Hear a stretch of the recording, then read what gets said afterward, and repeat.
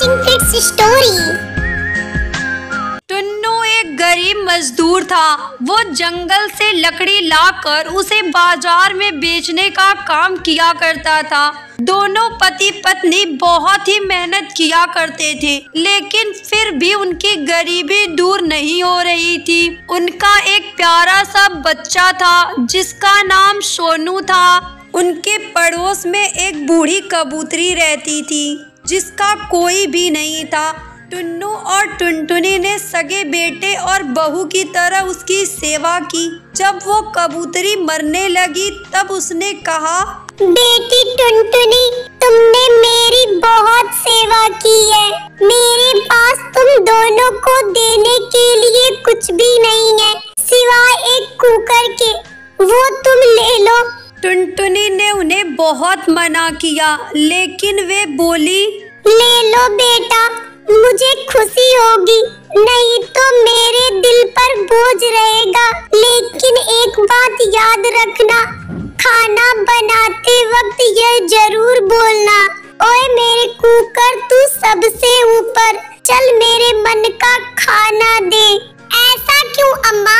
बेटी, यह कुकर मुझे एक बाबा ने दिया था और बोला था अगर मैं किसी की मदद करूंगी तो यह अपना कमाल दिखाएगा, लेकिन मैंने किसी की मदद ही नहीं की। तुम इस कुकर को ले जाओ, अगर तुम किसी की मदद करोगे तो यह अपना कमाल दिखाएगा। हाँ। उसके बाद टुनटुनी चिड़िया ने वो कुकर ले लिया और बबली कबूतरी ने अपनी आंखें बंद कर ली। टुनटुनी वो कुकर लेकर अपने घर आई और उसे एक कोने में रख दिया।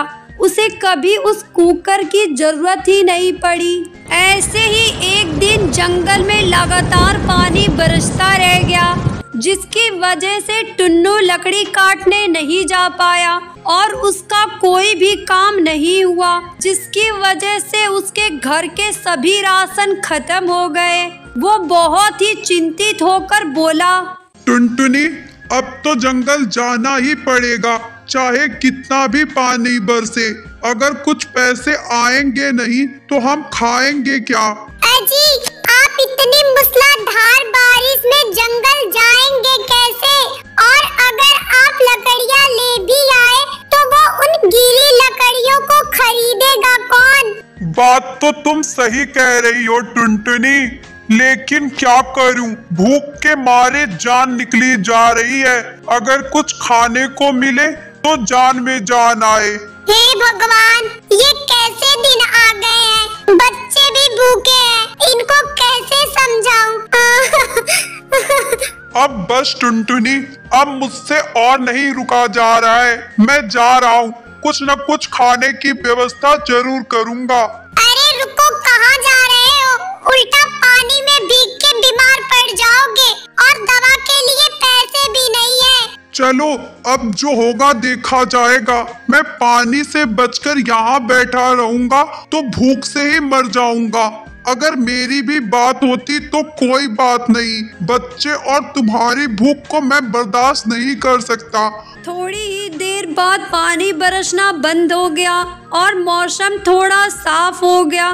तब टुन्नू अपने घर से जंगल की तरफ निकल गया। तभी उसे रास्ते में ख्याल आया, पानी बरस चुका है तो लकड़ी से तो काम बनेगा नहीं, इससे अच्छा मछली ही पकड़ लेता हूँ। बिक गई तो अच्छा, नहीं तो उसे ही पकाकर खा लेंगे। टुन्नू ने भोलू मछुआरे से जाल लेकर तालाब के किनारे पहुंच गया। जाल डालते ही उसमें ढेर सारी मोटी मोटी मछलियां फंस गई। टुन्नू मछलियों को देखकर बहुत ही खुश होता है और उसे बेचने के लिए बाजार में जाने की तैयारी करता है। तभी वहां पर चिंकी नाम की एक चिड़िया आती है और टुन्नू से कहती है, कहाँ जा रहे हो भैया? मैं मछली बेचने बाजार जा रहा हूँ। भैया, ये मछली मुझे दे दो, मेरे घर में बच्चे बहुत भूखे हैं, उन्होंने 3 दिन से कुछ भी नहीं खाया है। अगर आज मैं कुछ खाने को नहीं ले गई तो मेरे बच्चे भूख से ही मर जाएंगे। मैं आपको ये मछली कैसे दे सकता हूँ? मेरे घर में खुद ऐसी हालत है। भैया प्लीज मुझे ये मछली दे दो। वैसे मेरे घर में पति की मौत के बाद कोई कमाने वाला नहीं है। प्लीज भैया। टुन्नू से चिंकी का दुख नहीं देखा गया। उसने अपनी सारी मछलियाँ चिंकी चिड़िया को दे दी और घर की तरफ निकल गया। रास्ते में उसने साग के बहुत सारे पौधे देखे। उसमें से कुछ साग उसने काट लिए और उसे ही लेकर घर आया और अपनी पत्नी टुनटुनी को देते हुए कहता है, टुनटुनी, ये साग के कुछ पत्ते हैं, तुम इसे ही उबाल दो, हम लोग इसे ही खा लेंगे। आज मुझे कुछ नहीं मिला। लाओ जी, कुछ तो खाने को मिला, कम से कम जान में जान आए। लेकिन कढ़ाई तो फूट गई है, इसको बनाऊंगी किसमें? अरे टुनटुनी, इसको कुकर में उबाल दो, जो हमें बबली काकी ने दिया था। टुनटुनी चिड़िया ने वो कुकर अच्छे से धोकर उसमें साग उबलने के लिए रख दिया। तभी टुन्नू को बबली की बात याद आई और उसने आज उसे आजमाने की सोची। उसने कहा, ए मेरे कुकर, तू सबसे ऊपर, चल मेरे मन का खाना दे। टुनटुनी ने जैसे ही वो कुकर खोला, वो जोर से चिल्लाने लगी, अजी ये देखिए, इसमें तो बहुत ही स्वादिष्ट बिरयानी है। टुनटुनी, इसका मतलब ये सच में एक जादुई कुकर है। उसके बाद टुनटुनी चिड़िया का पूरा परिवार खुशी से बिरयानी खाता है और अपनी जिंदगी खुशी खुशी बिताने लगता है।